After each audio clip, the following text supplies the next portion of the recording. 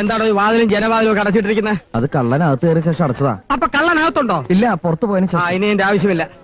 ഒരിക്കൽ കേറിയാ പിന്നെ 4-5 മാസം കഴിയാതെ വീണ്ടും അതേ സ്ഥലത്ത് ആ കള്ളം കേറാറില്ല. അതാണ് ഞങ്ങളുടെ തിയറി. കള്ളം പ്രാക്ടിക്കലാ. ആഹാ, കുറച്ചു ദിവസം ലീവ് എടുത്ത് വീട്ടിൽ പോയി കുടുംബത്തെ കാണണമെന്ന് വിചാരിക്കേണ്ട താമസമേ ഉള്ളൂ. അപ്പോഴത്തേക്ക് ഇടിത്തി പോലെ എവിടെ നിന്നും ഒരു കള്ളം വന്ന് വീഴും. ഇതെന്ത് നാടാണ് മാഷെ? ഇതാണ് മാഷ്, ഞാൻ അധികാരി. നിങ്ങൾ ആരാണ് ചോദിച്ചില്ല. ഇതെന്ത് നാടാണ് മാഷെ? ഇവിടെ കള്ളന്മാരല്ലാതെ നല്ല മനുഷ്യരാരും ഇല്ലേ? ഞങ്ങളൊക്കെ നല്ല മനുഷ്യരാണ് സാർ. ഈ കൂട്ടത്തിൽ ഒരു ഒറ്റ കള്ളന്മാരും ഇല്ല. സാറിന് മനസ്സിലായില്ലോ. ഞാൻ പണിക്കരാ. എന്താ പണി? പണിയൊന്നുമില്ലാത്ത പണിക്കരാ. ഞങ്ങൾക്ക് പണിയുണ്ടാക്കരുത്. പോലീസ് വെടിവെക്കുമ്പോ മുമ്പിൽ കയറി വെടിവെക്കരുത്. ഉണ്ട തട്ടി ചത്തോ, മനസ്സിലായോ? നല്ല പൂമണം. ആ, അന്വേഷണത്തിന് ആകെ കിട്ടിയൊരു തുരുമ്പ. അവൻ ഉടുക്കാൻ കിട്ടൊരു ലുങ്കി സഹിക്കാൻ വയ്യ. താനിതുകൊണ്ട് ഭംഗിയായിട്ട് അലക്കി ഇസ്തിരിട്ട് മടക്കി പോയി നായെ കൊണ്ട് മണപ്പിക്കാനുള്ളതാ. ആ കള്ളൻ ആ ലുങ്കി എന്നെ പുതപ്പിക്കായിരുന്നു സാർ. പുതപ്പിക്കുന്ന താൻ കണ്ടോ? ഞാൻ കണ്ടില്ല. ഈ നല്ല ഞാൻ കാണുമ്പോ കള്ളൻ ലുങ്കിയില്ലായിരുന്നു. അവന് തുണിയില്ലായിരുന്നോന്ന് കണ്ടപ്പോ തന്നെ കണ്ണിലിരുട്ട് കയറി, അതുകൊണ്ട് ഒന്നും കാണാൻ പറ്റിയില്ല. ആ സമയത്ത് തന്റെ കണ്ണി പവർ കട്ടായിരുന്നോ?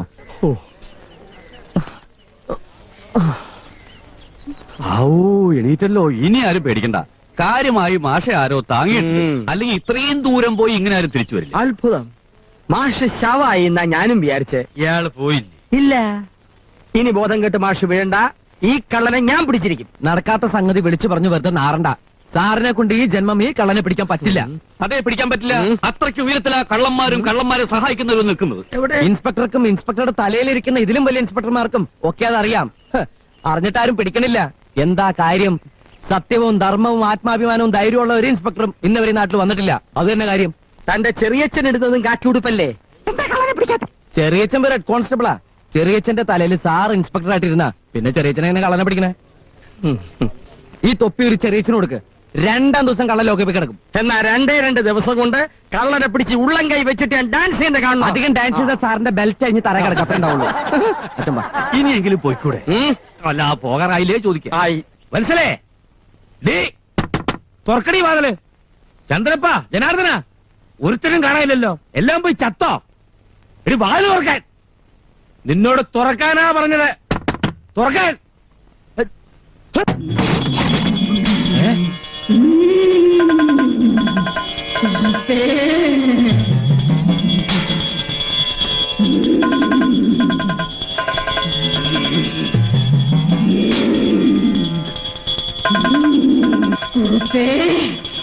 എന്തടാ കുറുപ്പേ, നിനക്ക് എന്താ അടി പറ്റിയത്?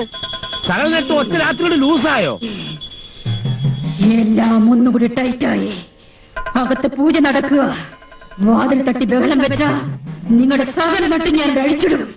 വാതിലടച്ച് പൂജ നടത്താൻ നീ ആരാടി? തോന്നിയ ദിവസം കാണിച്ചാൽ വെട്ടിവെച്ചു കൊല്ലും ഞാൻ. തന്റെ വെടി എന്റെ നെഞ്ചത്ത് വരുന്നതിന് മുമ്പ് താനാവിയായി ആകാശത്ത് കിടക്കും. ഒരുത്തനെ ഞാൻ ഇപ്പൊ ഇവിടെ ഓടിച്ചിട്ടേ ഉള്ളൂ. ഞാൻ പറയുന്നത് വിശ്വസിച്ചോ? ഇന്നലെ രാത്രി തുമ്പശ്ശേരി കുറുപ്പിനെ പട്ടിക്കൂട്ടിൽ ഉറക്കിയതും ജനാർദ്ദന കുറുപ്പിനെ കുളിമുറിയിൽ കിടത്തിയതും ചന്ദ്രപ്പനെ പെട്ടിയിൽ അടച്ചതും മറ്റാരുമല്ല, ശൈവഭൂതങ്ങൾ. ശൈവഭൂതങ്ങൾ 1ഉം 2ഉമല്ല, 10,000-കണക്കിന് ഭൂതങ്ങൾ. ഇനി എത്ര എണ്ണം വരാൻ കിടക്കുന്നു എന്ന് ദൈവത്തിനും നാരായണമാഷക്കും മാത്രമേ അറിയൂ. കുറുപ്പ് പോ.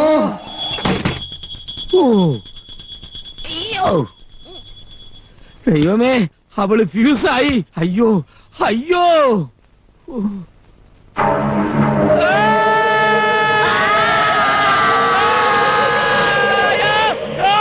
അയ്യോ മുതലാളി, ആരാ? കാര്യസ്ഥൻ രാമക്കുറുപ്പ്. ഏത് കുറുപ്പ്? അവിടെ വിളിച്ചു കൂവരുന്ന് ഞാൻ പറഞ്ഞിട്ടില്ലേ? കുറുപ്പേ, കുറുപ്പേ. തന്നെയല്ലോ ഞാനിവിടെ ഓടിച്ചത്. അകത്ത് പൂജ നടക്കാൻ പറഞ്ഞൂടെ? ഈ സമയത്ത് ഒരു പൂജ ഞാൻ പ്രതീക്ഷിച്ചില്ല.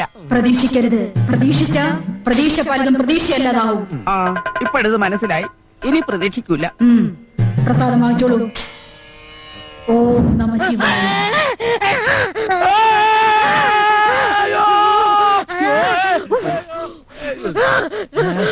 അയ്യോ മുതലാളി, ഇത് കണ്ടോ?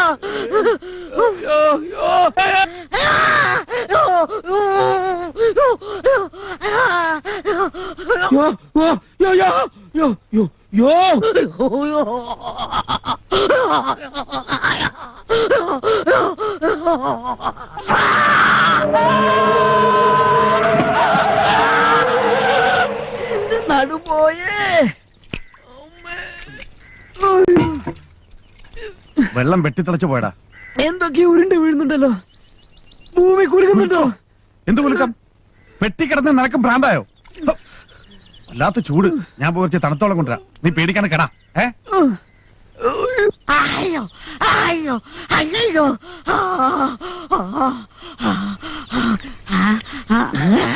തണുത്ത വെള്ളം.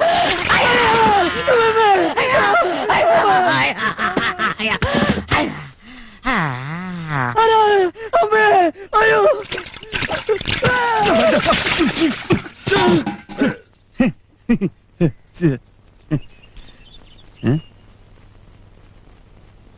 ഇതാരോ നമ്മുടെ കഴുത്തിൽ ഊരാക്കൂട് കിട്ടതാ. ശൈവഭൂതങ്ങളാണെന്നാ അവള് പറഞ്ഞത്. ഭൂതങ്ങളൊക്കെ പണ്ടല്ലേ, ഇപ്പോഴത്തെ കാലത്ത് നമ്മളൊക്കെ തന്നെയല്ലേ ഭൂതങ്ങൾ. ആ പെണ്ണെവിടെ? ചിന്നക്കുറുപ്പിനെ കാര്യമായിട്ടൊന്ന് പുഴുങ്ങാതെ ചന്ദ്രപ്പൻ ആ പെണ്ണിനെ കിട്ടുമെന്ന് തോന്നുന്നുണ്ടോ? ഞാൻ പെട്ടിയിൽ കയറിയതും അളിയൻ പട്ടിക്കൂട്ടിലായതും പിന്നെ സഹിക്കാം. ആര് വിചാരിച്ചാലും പ്രാന്താവാത്ത ഏടത്തേക്ക് അങ്ങനെ പ്രാന്തായത് എനിക്കതാ മനസ്സിലാവാത്തത്. മുതലാളിക്ക് ദേഷ്യം പിടിക്കില്ലെങ്കിൽ ഞാനൊരു കാര്യം പറയാം. ഇതുപോലെ തന്നെ ആ നാരായണ മാഷ വീട്ടിലും കള്ളം കയറിയത്. അന്ന് അവിടെ നിന്ന് കിട്ടിയത് ഒരു ലുങ്കി, ഇന്ന് ഇവിടെ നിന്ന് കിട്ടിയ ഒരു ധാവണി. ആ ഒരു വ്യത്യാസം മാറ്റി വെച്ചാ രണ്ട് സ്ഥലത്ത് കയറിയത് ഒരേ കള്ളല, സംശയമില്ല. സംശയമില്ല. പക്ഷെ പെണ്ണെവിടെ?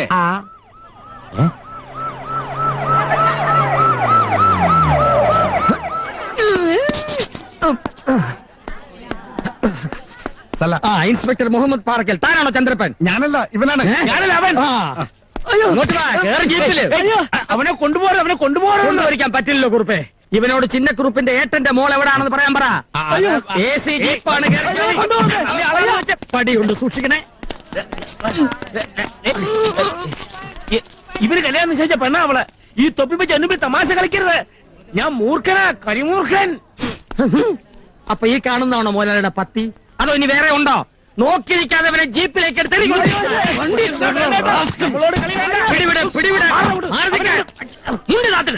മുതലാളി ഒരുപക്ഷെ ഈ നാട്ടിലെ വലിയ പുള്ളിയായിരിക്കും.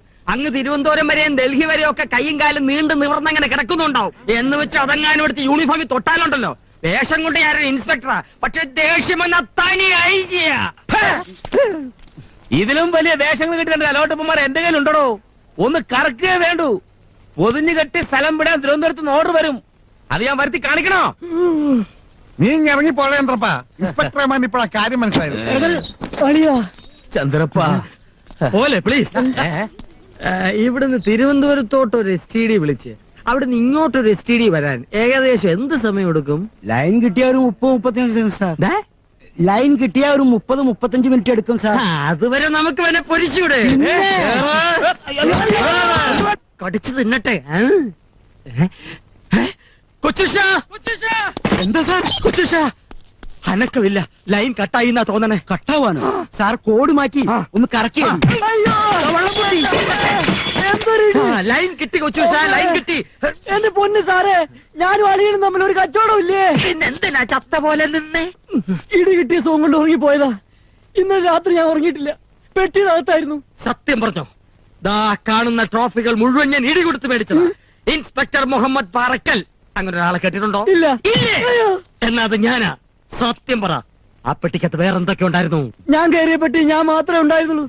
സത്യമായിട്ട് ഞാൻ മാത്രമേ ഉണ്ടായിരുന്നുള്ളൂ. ആ പത്തായപ്പുരയിൽ വേറെയും കുറെ പെട്ടികൾ ഉണ്ടായിരുന്നല്ലോ, അതിനകത്തൊക്കെ എന്തായിരുന്നു? അളിയന്റെ ചരക്ക. ഇവന്റെ അളിയൻ എവിടുന്നാണോ ഇത്രയ്ക്കധികം ചരക്കുകൾ? അതും പഴയ നല്ല നല്ല വിലപിടിപ്പുള്ള ചരക്കുകൾ. ഇത്രയും ചരക്കിനെ ഒന്നായി ഉന്തിക്കൊണ്ടുവരാൻ നിന്റെ അളിയൻ എന്താ ഈ നാട്ടിലെ ഗുഡ്സ് ട്രെയിനാ?